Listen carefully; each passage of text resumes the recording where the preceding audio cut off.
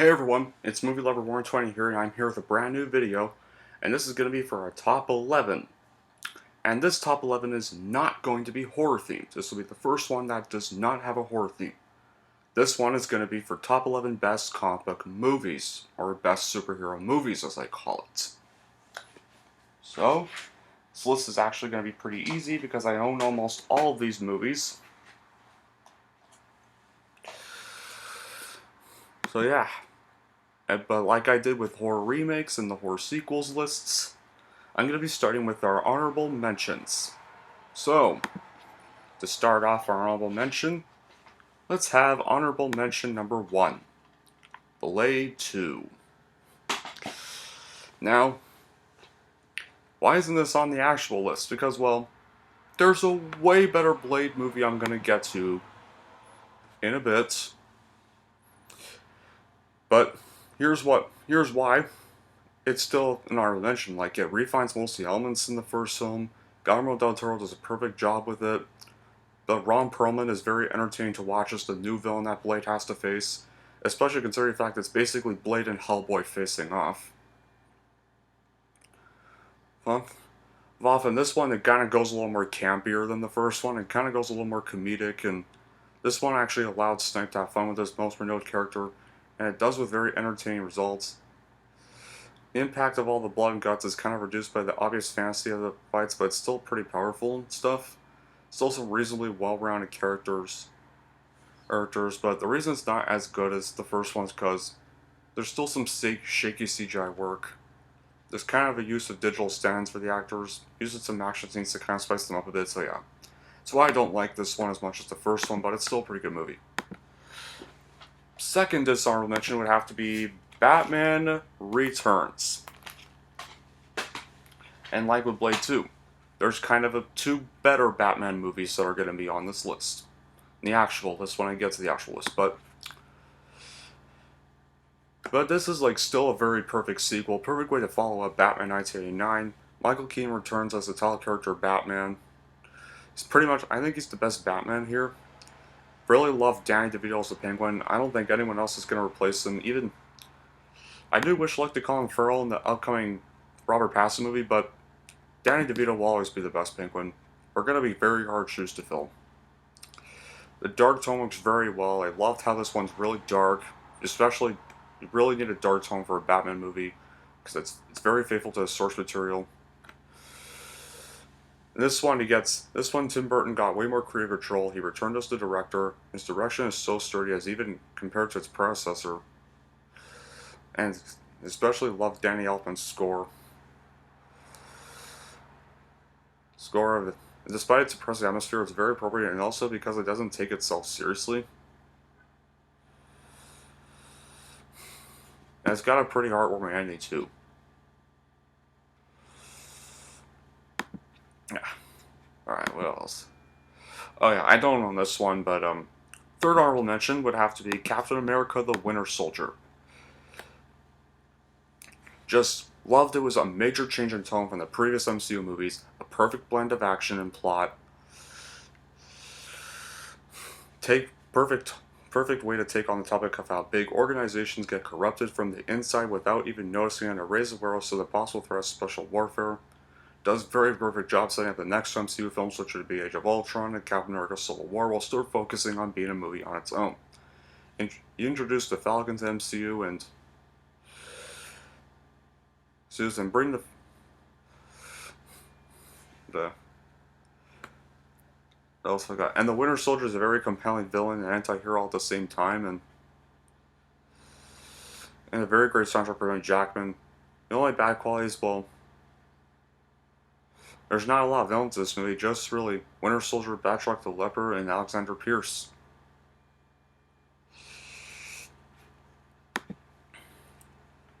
But that'll be kind of it. They're kind of the only bad quality. Don't really see much else. And then our fourth and final honorable mention, X2, X-Men United. My favorite of the original X-Men trilogy. A very improvement follow-up to the X-Men film series. We learn more about Wolverine's past. We get introduced to Nightcrawler, and Hugh Jackman's more awesome as Wolverine and even better than when he was in the first movie, and still very good acting and an awesome soundtrack by John Ottman. So yeah, and that wraps up our 4 honorable mentions. Now let's get on to the actual list. Alright, let me find it. Ah, here it is. So, starting at number 11, Kick-Ass. I've talked about this one in my review already, but still the same usual qualities. Perfect editing, perfect action scenes, some perfect performances. Yeah, I've already kind of talked about it in my review, but... Alright. Number 10 would have to be Batman, 1989. A movie that launched the comic book genre into the mainstream world. The very first dark comic book movie ever made, which would set up the trend of modern dark superhero movies, good expressionist sceneries that suit the rather dark nature of the comics, Danny Elfman's iconic musical score, Jack Nicholson's Joker is a perfect portrayal, even though I kind of like Heath Ledger better.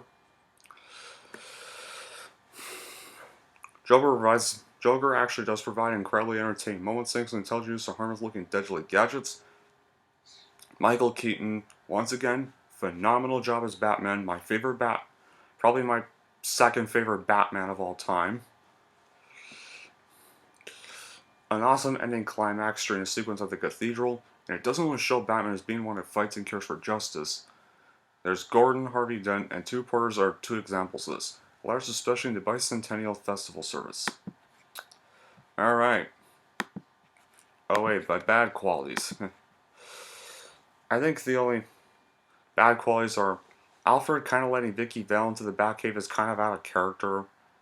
It kind of focuses more on the Joker than Batman, really, and while Batman's core rules and complexes to never kill, this one Batman doesn't seem to really worry about this, really, and kind of kills a few people. But I think those are the only really bad qualities I have for that one. Number 9 would have to be Iron Man 2008. Already talked about it in my review, but here's what I loved about it. The epic final battle, funny well-timed comedy. Robert Downey Jr.'s performance as Tony Stark is very fantastic. Especially with Stan Lee saying that Downey was born to play the role. And they don't just show Tony with the Iron Man armor right away. It shows that he goes through a few prototypes before building the iconic armor properly. And its score spawned the whole entire MCU, pretty much started the MCU.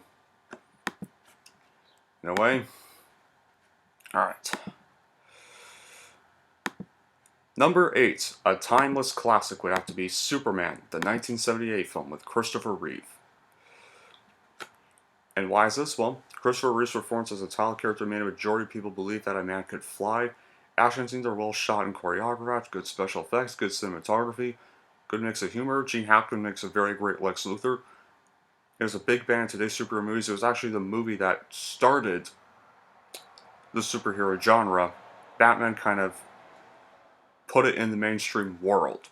This one began it. Some nice iconic scenes like the Earth reversing. Bad qualities is that some of the fight effects don't really age well, and the Earth reversing scene is kind of inaccurate since doing that would not revert the time in real life. But like most of these, I can kind of overlook those bad qualities because, well, movie logic doesn't always make sense. Number 7 would have to be Blade, the first movie. Yes, guys. For those that think Blade 2 is better than this movie, I kind of just gonna have to disagree. I think this movie portrays Blade better. However, it was like this movie was the first successful Marvel movie, and it led to a pathway of more than like Spider-Man, Sam Raimi's Spider-Man trilogy, and the original X-Men trilogy. And why this movie is great, like Wesley Snipes, the best Blade of all time. No one else can play him. And not even that dreaded PG-13 reboot we're going to be getting in the MCU is ever going to be is going to top something like this trilogy. Chris Christopherson is very good as well. He perfectly brings Wester to life, and very tense, dark atmosphere, which works great in tune with the main character and story. Good cinematography. Got plenty of everything you should find in a Blade movie: violent, brutal, disturbed bad guys, and some humor, and most importantly, a good storyline with plenty of twists, and a perfect soundtrack. And the bad qualities of this movie were Ambush Wright's character is really weak as a leading lady, making her character relatively flat and lifeless, and the CGI isn't really that good, but it was made in 1998, so it's not really going to be good. Even if it, even if it were good, a little better. But yeah, that's it. This is still my favorite Blade movie of all time. Number 6 would have to be Spider-Man Into the Spider-Verse. Now, this was probably... There's a better Spider-Man movie that I'm going to get to in a bit, but this was probably the best Spider-Man movie since Spider-Man 2. And it was also the film that basically saved Sony Pictures Animation after their dreaded mess with the Emoji Movie. They finally reinvented themselves, finally woke up and made this, and redeemed themselves successfully, winning the Academy Award for Best Animated Feature, and giving them the Razzie Redeemer Award.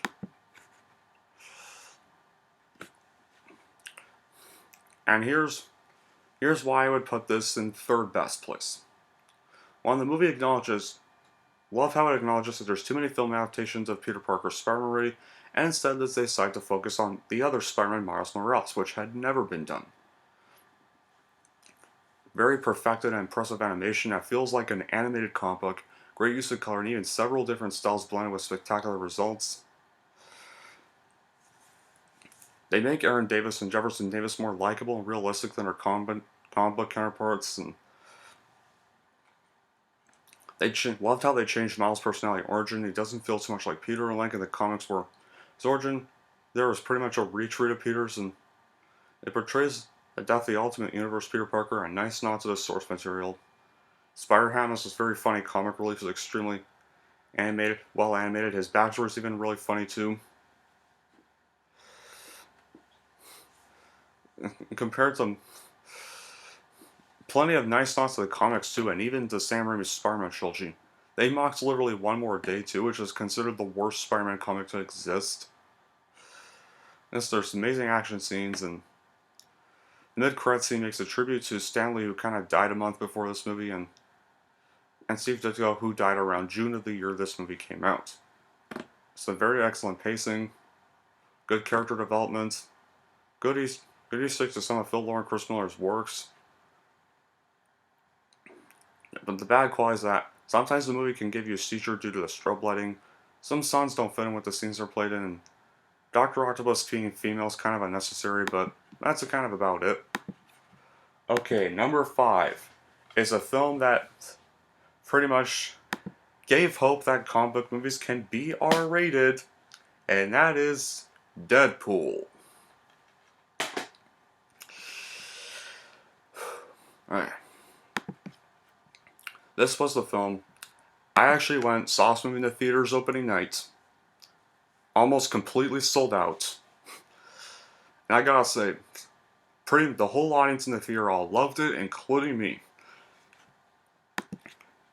This was easily a film that had hope that R-rated comic book movies can also be successful, and now they've started making quite a few.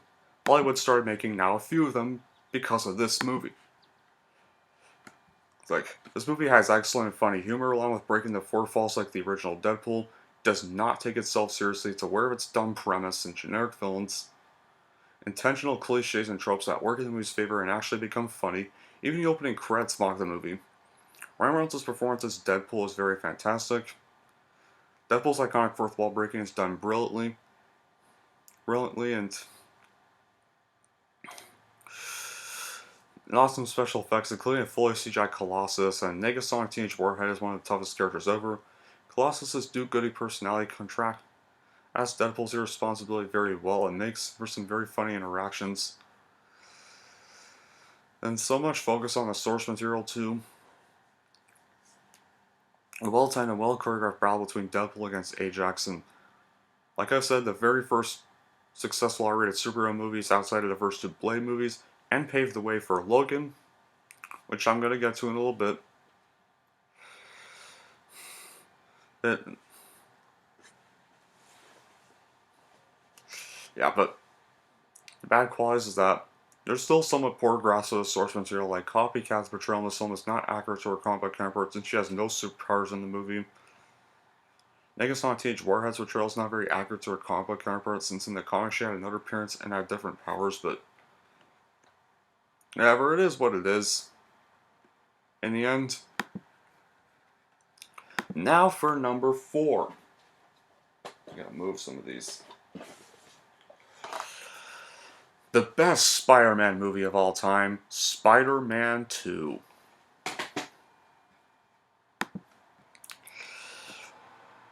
Now this is everything a Spider-Man movie should be. And the number 1 greatest Spider-Man movie of all time. And best, well, no. I was gonna say something else, but never mind that. But to this day, it's still considered a great follow-up to Spider-Man 2002. One factor being that this movie had better material to exploit than the first one. Tobey Maguire is still good as Spider-Man, always will be the best Spider-Man. Alfred Molina perfectly portrayed Otto Octavius and Dr. Octopus. The one-issue comic Spider-Man No More is used as the main inspiration for the film. It's the emotional, iconic moment of Peter Parker throwing Spider-Man suit into a trash can and walking away. And also the alternative rock soundtrack with songs like... The acting is still great, especially when Tobey Maguire when it comes to the emotional moments. Some epic action scenes, incredible visual effects, amazing score. And let's not forget, the greatest quote ever, pizza time. It's a funny cameo appearance by Bruce Campbell as rude theater usher. And on Spider-Man and Doc Ock's fight on top of a speeding train is very action-packed and a very iconic moment. Much of the visual effects and cinematography have improved from the first film.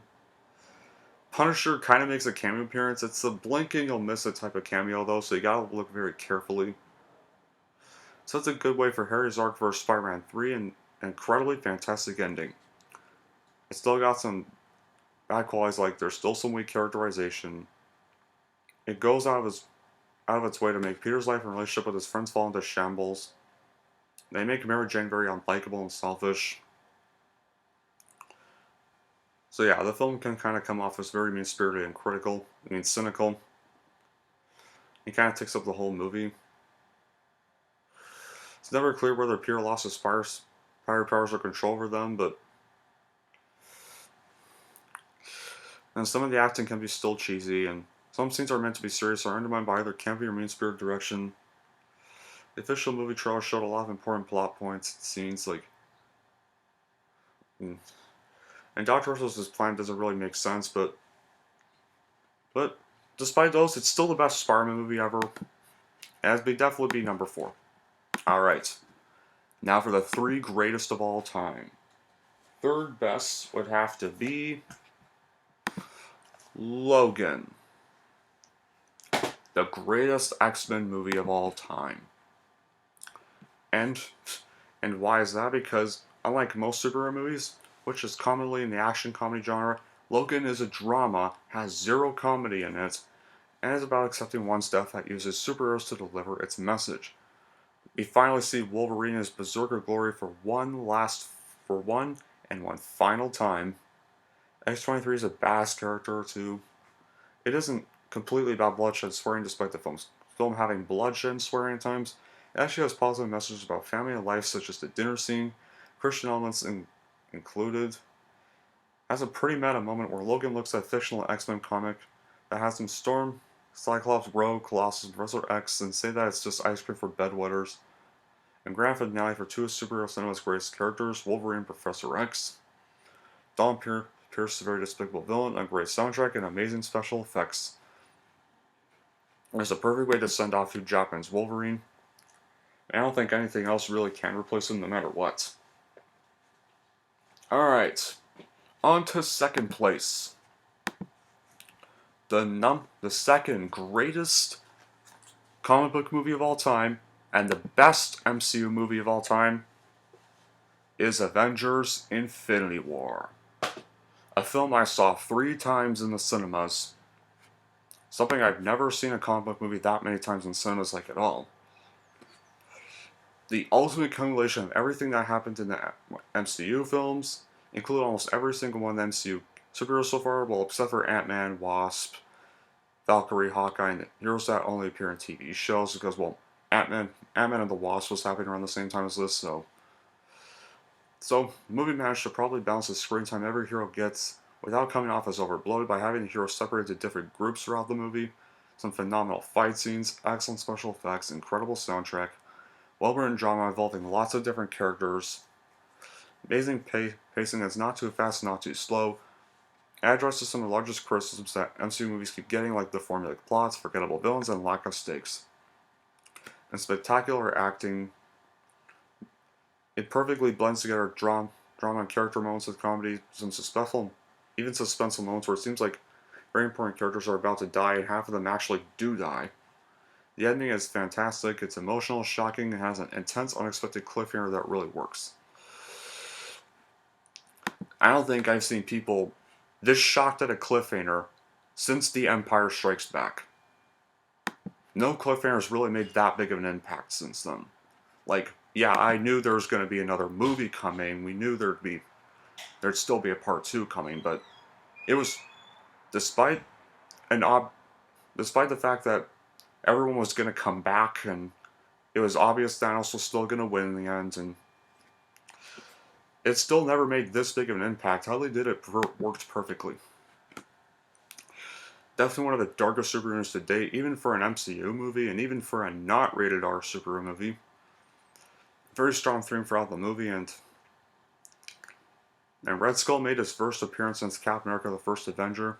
It's perfect, and the bad qualities are that the Black Order was painfully underutilized in the movie. The visual effects are great, some logical errors in the film, and there's some false advertising too. But despite that, it's still the second best comic movie of all time. Now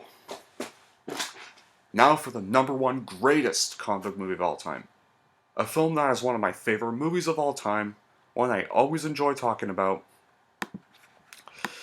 one that has the best villain portrayal in history, the best Joker portrayal in history, and that is Christopher Nolan's The Dark Knight.